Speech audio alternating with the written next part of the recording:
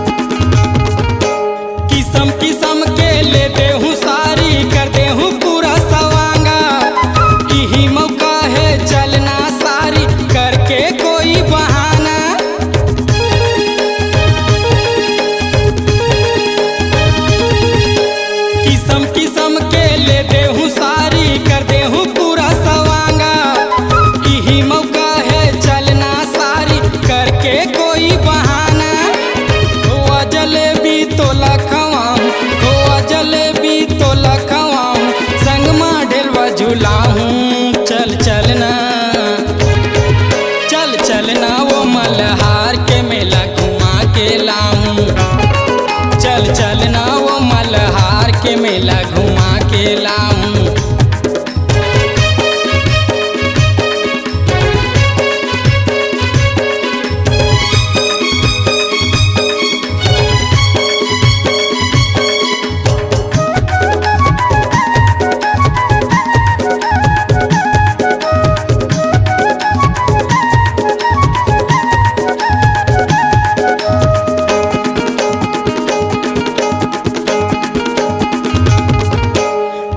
ही सारी तोर दीदिया मैं हम तोरे संग में रंगा दो हूँ मैं तोला वो सारी मैं पीरित के रंग में।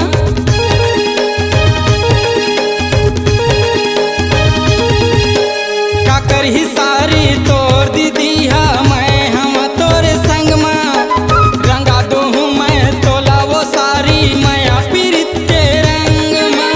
संगे संग में तोला घुमाऊं, संगे संग में तोला घुमाऊं, सर्कस घलो दिखाऊं। चल चलना चल चलना वो मल्हार के मेला घुमा के लाऊं, चल चलना वो मल्हार के मेला घुमा के लाऊं। तै मोरे सारी वो मैं तोरे जीजा, तै हमच खाली वो मैं हमारी तै मोरे साली वो मैं तोरे जीजा, तै हमच खाली वो मैं हमारी चल चलना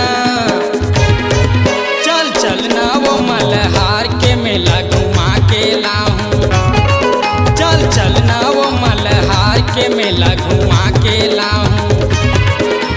तै मोरे साली वो मैं तोरे जीजा, तै हमच खाली वो मैं हमारी तै मोरे साली वो मैं तोरे जीजा, तै हमच खाली वो मैं हमारी चल चलना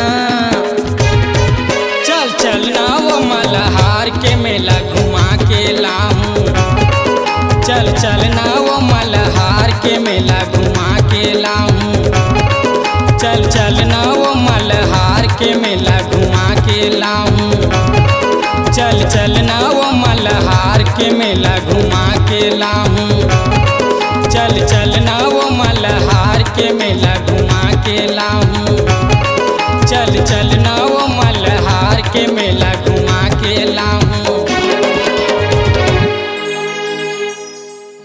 आपकी आवाज ही आपकी पहचान है। यदि आप अपनी आवाज को एक नया आयाम देना चाहते हैं तो चले आइए मल्टी ट्रैक डिजिटल रिकॉर्डिंग के लिए AVM audio video studio Khamtarai Raipur. Mobile number 9301523929 और 7869646201। यदि आप नए एवं पुराने गीत सुनना चाहते हैं तो avmgana.com में जाकर गाना फ्री डाउनलोड करें और YouTube चैनल में AVM गाना और KK कैसेट्स को सब्सक्राइब करें।